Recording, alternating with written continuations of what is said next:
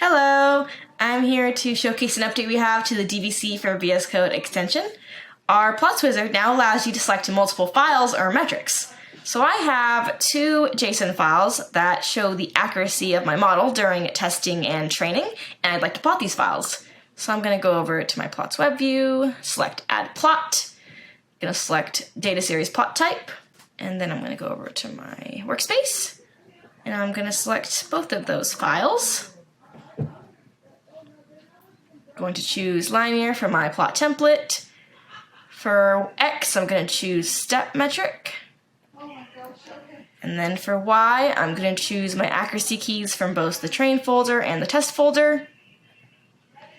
I'm going to name my plot accuracy.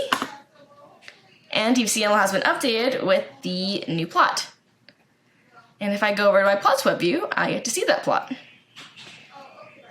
And I think that about summarizes it. Thank you for watching.